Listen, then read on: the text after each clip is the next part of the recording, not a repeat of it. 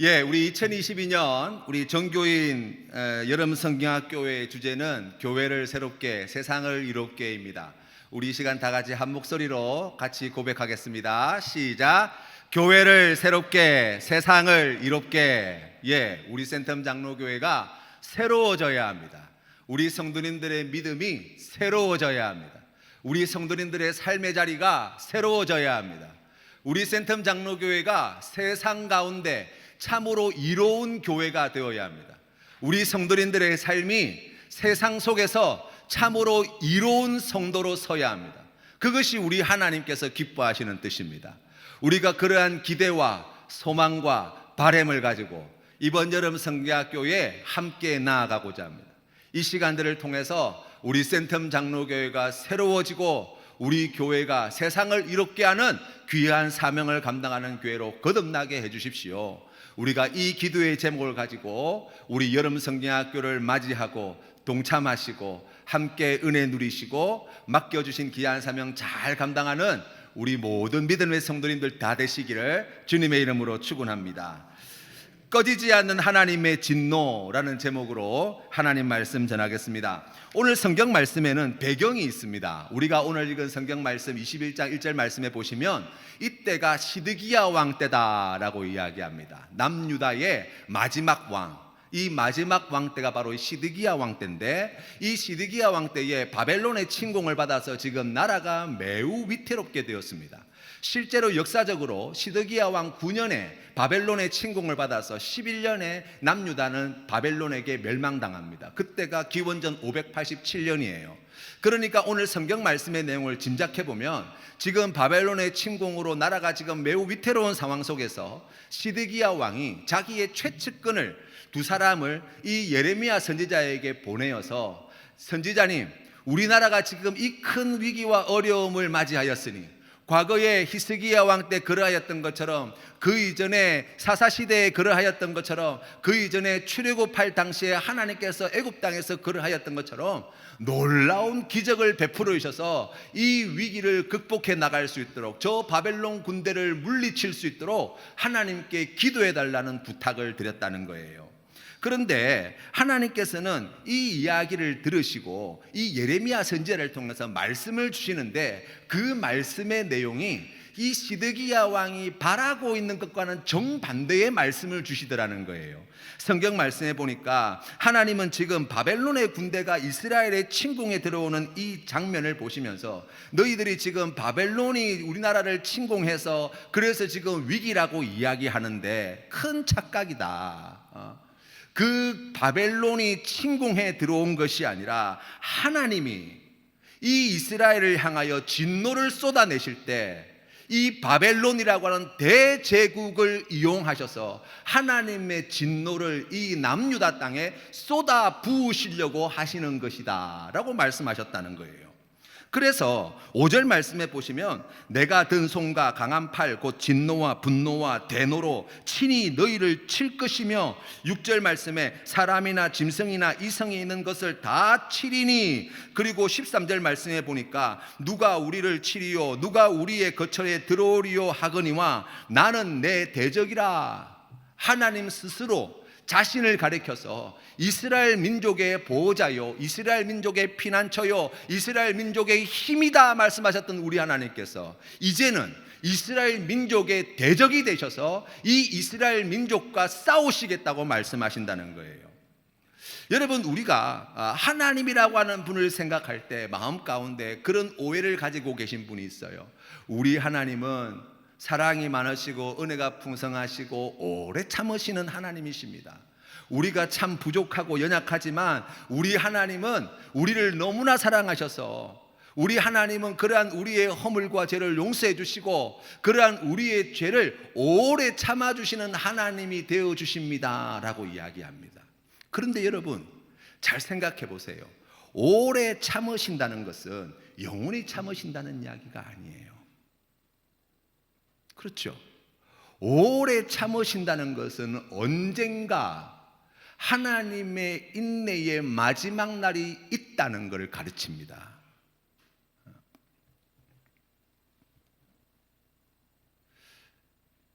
우리가 주로 오래 하는 것 중에 하나는 우리가 인생을 살아가면서 겪는 고난, 어려움들을 맞이할 때 말입니다. 가난이나 질병이나 기후위기나 전쟁이나 정말 비극적인 재앙이나 재난 같은 것을 우리가 경험하게 되어질 때, 아이고, 하나님이 이 세상 가운데 이와 같은 죄로 말미암아서 우리 하나님께서 진노하고 계시는구나. 하나님께서 이 일을 통해서 하나님의 진노를 나타내 보여주시는구나. 우리가 그렇게 생각할 때가 있어요. 그런데 성경 말씀을 잘 보시면요, 그것은 사실이 아니에요. 왜냐하면 우리 하나님의 진노는 그렇게 작게 쏟아내시는 분이 아니에요. 인류 역사상 하나님이 딱 한 번, 이미 지난 과거의 역사 가운데 하나님이 딱 한 번 하나님의 진노하심을 나타내 보여주실 때가 있었어요. 그게 언제입니까? 홍수 사건이에요. 세상에 죄악이 만연하게 되어질 때 하나님께서는 사람을 만드신 것을 후회하시고 한탄하셨다고 성경은 이야기합니다. 그리고 이 세상을 물로 심판하시겠다 말씀하시고 실제로 물로 세상을 심판하셨어요. 우리 하나님의 심판은 어느 한 지역에 국한되는 게 아니에요. 우리 하나님의 심판은 전 지구적인 재앙으로 다가옵니다. 코로 숨쉬는 모든 생명체, 노아의 방주에 탄 노아의 가족들과 그 방주에 탄 짐승들 외에 이 땅에 존재하는 모든 코로 숨쉬는 생명들이 다 이 큰 홍수 사건을 통하여서 완전히 멸망하게 되었다. 그것이 하나님이 첫 번째로 우리에게 쏟아진 진노의 현장의 이야기예요.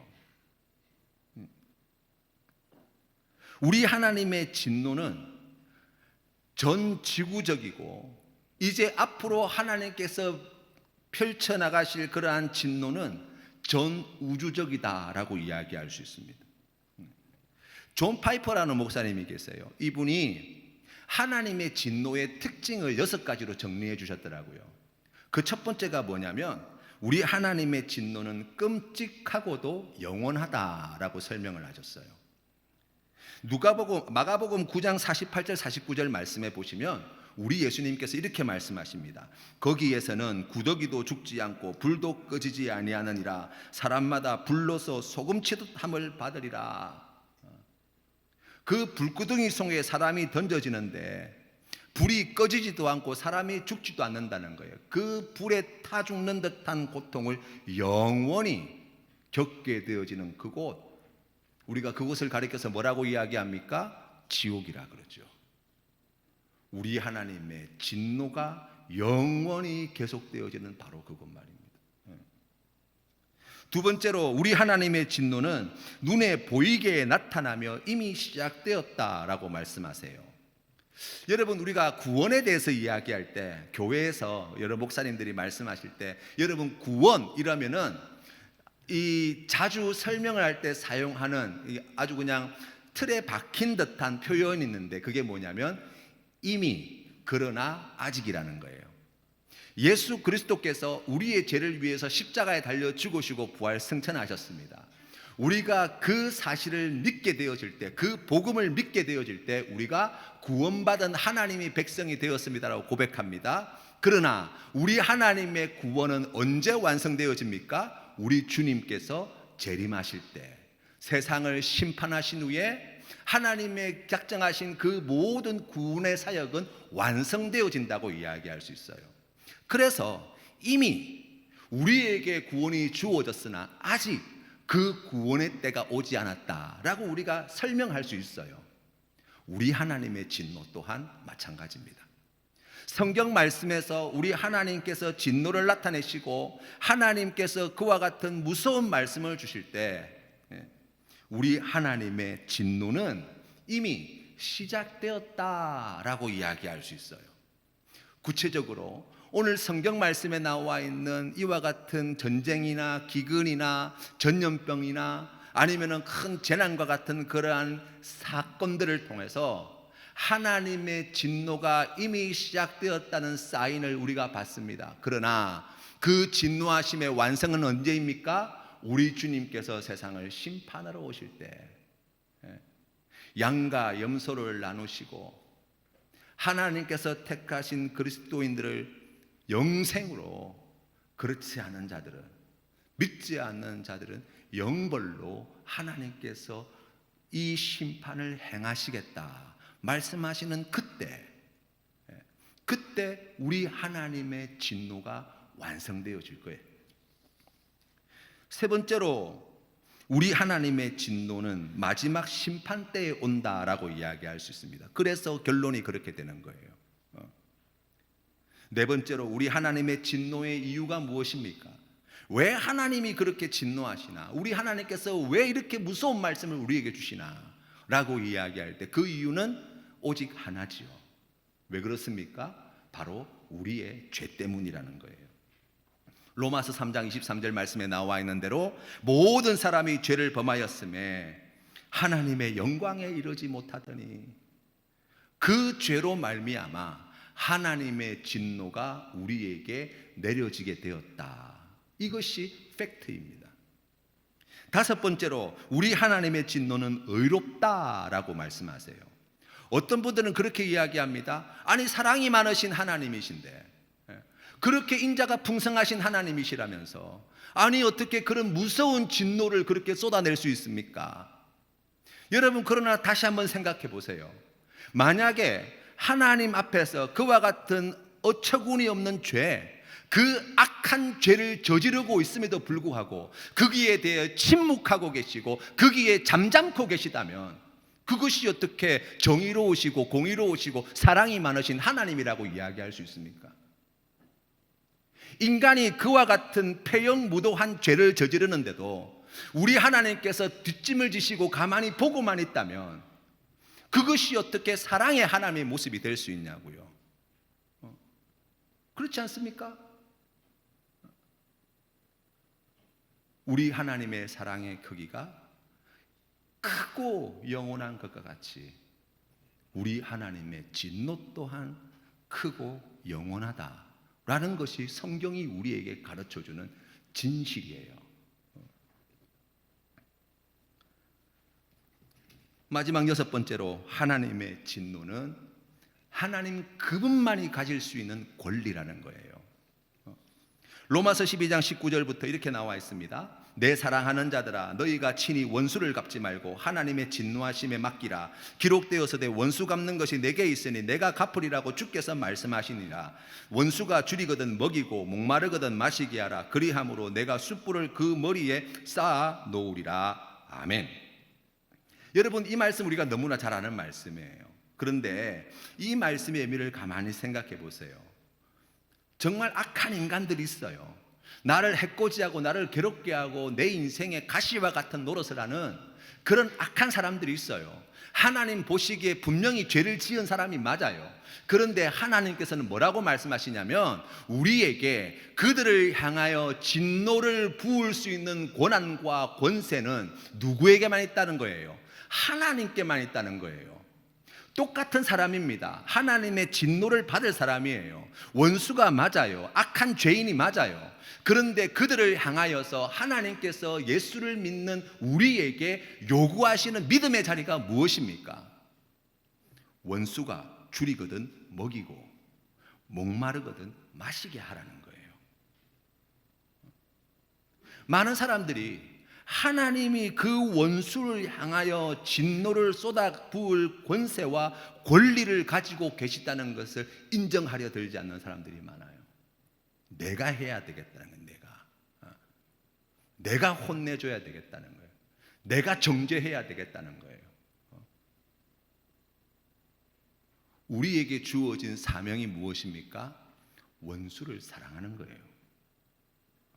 진노는 누구에게 주어진 권세입니까? 오직 하나님께만 주어지는 권세다라고 말씀하십니다. 여러분, 예수님께서 공생의 기간 동안에 많은 이적들을 행하셨고 하나님의 말씀, 하나님 나라의 복음을 전하셨습니다. 그런데 예수님께서 말씀하신 그 복음의 메시지의 내용을 여러분 혹시 마태복음, 마가복음, 누가복음, 요한복음의 말씀을 통해서 한번 찬찬히 읽어 나가 보시면 한 가지 놀라운 점을 발견하게 되어지는데, 그것은 하나님의 진노와 심판에 대하여 우리 주님께서 너무나 많이 말씀하고 계시다는 거예요. 비유의 말씀 가운데 달란트 비유에서도 그 악한 한 달란트 받은 종에 대하여 주인의 목소리를 통해서 이렇게 말씀하십니다. 이 무익한 종을 바깥 어두운 데로 내쫓으라. 거기서 슬피 울며 이를 갈리라 하니라. 맡겨주신 사명을 감당치 않고 주인의 뜻에 순종하지 아니하는 자에게 내릴 진노가 어떠한가 말씀하잖아요. 또 용서할 줄 모르는 종의 비유 말입니다. 1만 달란트 탕감받았음에도 불구하고 자기에게 100단 내려온 빚진 사람들을 고발했던 그 악한 종에 대하여 이 주인의 목소리를 통해서 우리 주님께서 말씀하십니다. 주인 노하여 그 빚을 다 갚도록 그를 옥졸들에게 넘기니라. 주인의 뜻을 분별하고 그 받은 은혜에 합당한 삶을 살아가지 못하는 그 한 사람에게 1만 달란트의 빚진 그 빚을 홀이라도 남김없이 다 갚을 때까지 감옥에 들어가 있어라. 이게 뭐예요? 지옥 이야기예요. 지옥 이야기. 열처녀 비유에서도 마찬가지죠. 우리 주님께서는 종말 설교의 말씀을 통해서도 이렇게 말씀하십니다. 이에 임금이 대답하여 이르시되 내가 진실로 너희에게 이르노니 이 지극히 작은 자 하나에게 하지 아니한 것이 곧 내게 하지 아니한 것이니라 하시니라. 그들은 영벌에 의인들은 영생에 들어가리라 하시니라. 아멘. 여러분, 주님께서 이 말씀을 주실 때 여러분, 그 영벌에 들어가는 자와 영생에 들어가는 자의 구분되는 기준점이 어디에 있습니까? 바로 아버지의 뜻대로 행한 자와 행하지 않은 자로 구분하시고, 아버지 뜻대로 행하는 자에게 영생을, 그 뜻대로 행하지 않은 자에게 영벌을 말씀하고 계시다는 거예요. 주여 주여 하는 자마다 다 천국에 들어가는 것이 아니라 말씀하시는 주님의 말씀을 기억하십시오. 아버지의 뜻대로 행하는 자라야 천국에 들어가게 될 것이라고 우리 주님께서 말씀하십니다. 하나님은 늘 언제나 우리에게 생명의 길과 사망의 길을 내어 보이십니다. 오늘 성경 말씀, 우리가 읽은 본문 말씀 앞쪽 8절 말씀에 보시면 하나님께서 이 시드기야 왕에게 이런 답을 주십니다. 여호와께서 말씀하시기를 보라, 내가 너희 앞에 생명의 길과 사망의 길을 두었노라. 너는 이 백성에게 전하라 하셨느니라 말씀하셨어요. 그럼 우리가 그런 질문을 가질 수 있어요. 무엇이 생명의 길이고 무엇이 사망의 길입니까? 그 뒤에 9절 말씀에 보시면 나옵니다. 이 성읍에 사는 자는 칼과 기근과 전염병에 죽으려니와 너희를 애워싼 갈대아인에게 나가서 항복하는 자는 살 것이나 그의 목숨은 전리품같이 되리라. 아멘. 바벨론에게 항복하는 사람들은 살게 될 거라는 거예요. 바벨론에게 항복하는 사람들은 생명의 길을 선택하게 되는 것이고, 항복하지 않는 사람들은 사망의 길로 들어가게 될 거라는 거예요. 우리가 이 말씀을 들으면서 힘센 나라 편이 돼야 되는구나. 그 앞에 머리를 조아리고 한 번만 살려두려고 아첨하고 뭐 그렇게 해야 되나? 인생을 그렇게 구차하게 살아라는 이야기인가? 그 말씀이 아니에요. 이 말씀을 통해서 하나님께서 우리에게 들려주시는 음성은 한 가지예요. 하나님의 명령에 순종하며 산다는 거예요. 하나님의 명령이 무엇입니까? 바벨론에게 항복하라는 거예요. 이게 하나님의 명령이에요. 생명의 길이 어디에 있습니까? 하나님의 명령에 순종하는 데 있다는 거예요. 하나님의 명령이 떨어졌음에도 불구하고 그 명령에 순종하지 않으면 어떻게 된다고요? 칼과 기근과 전염병에 죽게 될 것이다. 바벨론에게 항복하고 안 하고의 문제가 아니에요. 하나님이 하라고 하는데도 안 한 것이 문제예요. 그렇죠? 하나님 말씀에 순종하는 자에게 생명을, 순종하지 않는 자에게 사망을 하나님께서 말씀하십니다. 우리가 오늘 본문 말씀 12절 말씀의 내용도 마찬가지예요. 여러분 12절 말씀의 내용을 잘 보십시오. 여호와께서 이와 같이 말씀하시니라. 다윗의 집이여, 너는 아침마다 정의롭게 판결하여 탈취당한 자를 압박자의 손에서 건지라. 그리하지 아니하면 너희의 악행 때문에 내 분노가 불같이 일어나서 사르리니 능히 끌 자가 없으리라. 아멘. 아침부터 일어나서 정의롭게 판결하고 탈취당한 자를 압박자의 손에서 건지는 것, 이거 누구의 뜻입니까? 하나님의 뜻이에요. 시드기야 왕에게 하나님 요구하시는 바가 무엇입니까? 하나님의 말씀에 순종하라는 거예요. 거기에 살 길이 있다고 말씀하십니다. 그런데 영적으로 타락하게 되어지면요, 하나님에게서 떨어져 나가서 하나님과의 관계가 단절되어지면 그게 타락한 상태를 이야기하는 거거든요. 오늘 새벽 시간에 한 말씀을 나눴어요. 보기는 보아도 보이지 않습니다. 듣기는 들어도 깨닫지 못하는 거예요. 이게 영적인 타락에 빠져 있는 사람의 전형적인 모습이라고 이야기할 수 있어요. 무슨 말씀이냐면, 지금 하나님께서는 하나님의 말씀에 순종해야 그것이 너희들에게 생명의 길이 될 것이다, 진노 중에도 은혜를 베풀어 주셨어요. 그런데 시드기야 왕이 원하는 것은 무엇입니까? 저 바벨론 군대를 하나님 놀라운 기적을 베풀어서 쫓아내 달라는 거예요. 우리의 신앙의 자리가 보이지 않습니까, 여러분? 우리가 어려움을 당할 때, 문제가 생길 때 우리가 늘 하나님께 구하는 것이 무엇입니까? 하나님, 이 어려움을 거두어 주시고 피할 길을 열어 주시고 이 어려움에서 지켜 주시고, 그렇죠?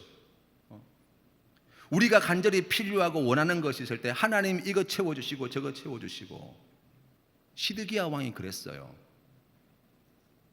뭔 하지 않은 채, 하나님의 말씀에 순종하는 자리로 돌아오지 않은 채 말입니다.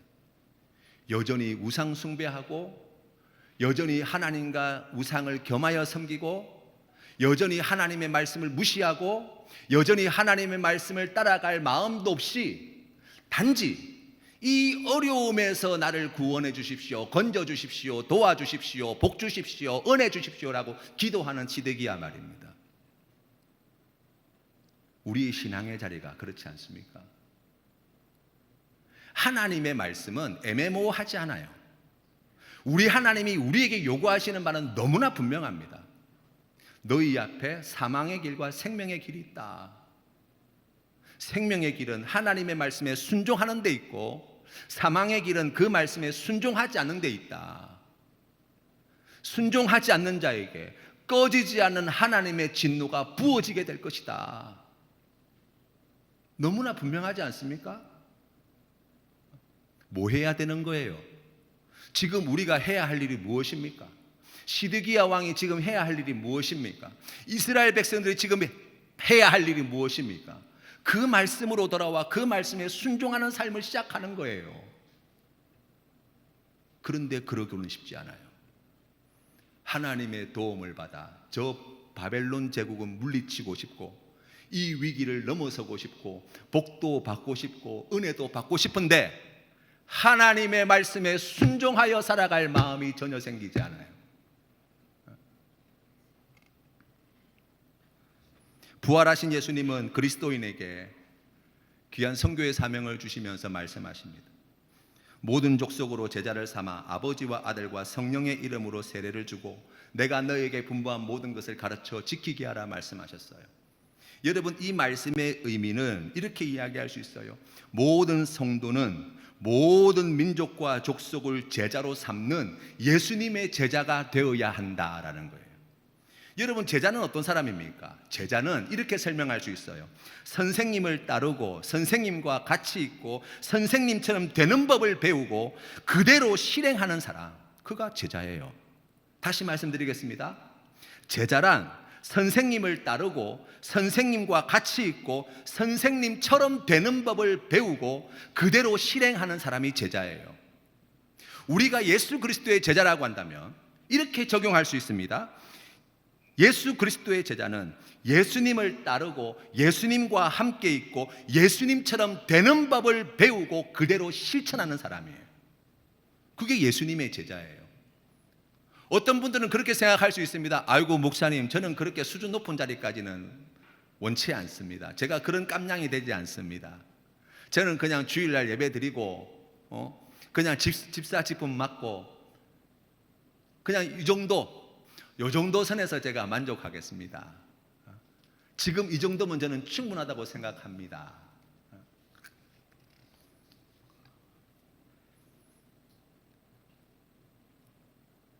그렇습니까? 그 정도 믿으면 됩니까? 예수님과 함께 예수님을 배우고 예수님처럼 살려고 하지 않으면서 여러분 구원의 확신은 어떻게 가지고 계십니까? 여러분이 그리스도인이라는 확신은 어디에서 근거하고 있습니까?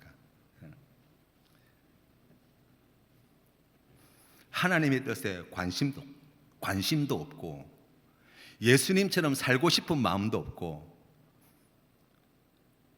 그러면서 어떻게 내가 그리스도인입니다라고 그렇게 자신하십니까? 어떤 분들은 그렇게 이야기할 수 있습니다. 아이고 목사님, 우리가 구원받는 것은 하나님의 은혜로 받는 겁니다. 우리의 열심과 행위로 구원받는 게 아니에요.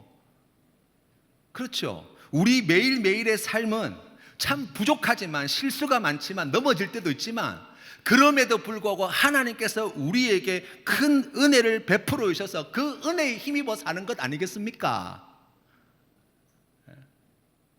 말씀을 들으면 은혜가 돼요. 고개가 끄덕여집니다. 그런데 여러분 이렇게 한번 생각해 보자고요. 그러면 은혜를 받는다는 것은 하나님의 말씀에 순종하지 않아도 된다는 면죄권과 같은 것입니까? 여러분 하나님의 은혜를 많이 받는다는 것은 하나님의 말씀에 순종하지 않아도 된다는 면죄권이 되는 겁니까? 오히려 하나님이 우리에게 그렇게 말씀하지 않겠습니까? 내가 너에게 그렇게 많은 은혜를 베풀었는데 너는 왜 내 뜻에 순종하며 살지 않았느냐고 말입니다. 내가 그렇게 오래 참아 주었는데 너는 왜 내가 너에게 가르쳐준 그 생명의 길로 걸어가기를 거부하였냐고 말입니다. 그렇게 큰 사랑을 베풀어 주었는데 너는 왜? 저는 그냥 이만하면 됐습니다. 그러고도 구원받은 하나님의 백성이라 생각하고 그렇게 살고 있었냐고 말입니다. 예수님의 십자가의 보혈의 은혜를 힘입어 구원받은 하나님의 백성이 되었습니다 라고 고백하면서 그 십자가의 은혜에 합당한 삶을 살아가기를 싫어한다면 그 십자가의 보혈의 은혜는 과연 무엇입니까? 예수님을 믿는 사람에게 성공은 돈을 많이 버는 것이 아닙니다. 하나님의 뜻에 순종하는 것이 그리스도인의 성공이에요. 예수 믿는 사람에게 있어서 성공은 건강하게 오래 사는 것이 아닙니다. 하나님의 생명에 함께 참여케 되어지는 것이 성공이에요. 예수 믿는 사람에게 있어서 성공은 세상 사람들이 깜짝 놀랄 만한 큰 업적을 만들어내는 것이 아니라 거룩함에 이르는 것이 바로 성공이에요. 예수 믿는 사람에게 있어서의 성공은 다른 것이 아니라 바로 우리의 삶의 자리에 풍성한 성령의 열매를 맺는 데 있어요. 예수 믿는 사람들에게 있어서의 성공은 하나님을 생명을 다해 사랑하고 내 이웃을 내 몸과 같이 사랑하는 데 있습니다. 그리스도인의 성공은 하나님의 기쁨에 함께 참여하는 데 있어요. 예수 믿는 사람에게 있어서의 성공은 주님과 함께 하나님의 나라에서 왕노릇하는 데 있습니다. 아니 하나님은 우리에게 복 주시고 평강 주시고 자유를 주시는 분 아닙니까? 그런 죄책감과 두려움을 가지는 것이 맞습니까? 그게 올바른 신앙이 맞습니까? 생각하시는 분이 혹 계실지 모르겠어요. 여러분 한번 생각해 보세요. 대한민국에서 자유롭고 평안하고 즐겁게 살아가려면 뭘 해야 됩니까? 법을 잘 지켜야 돼요.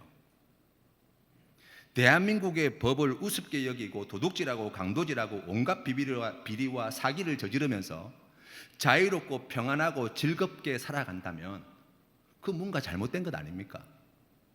오히려 자기가 법을 어기고 도둑질을 하고 사기질을 하고 강도질을 하고 그러한 악한 죄를 저지른다면 두려워하고 근심하고 염려하며 살아가는 것이 오히려 그러한 사람에게 더 희망이 있고 소망이 있다고 이야기할 수 있지 않겠습니까?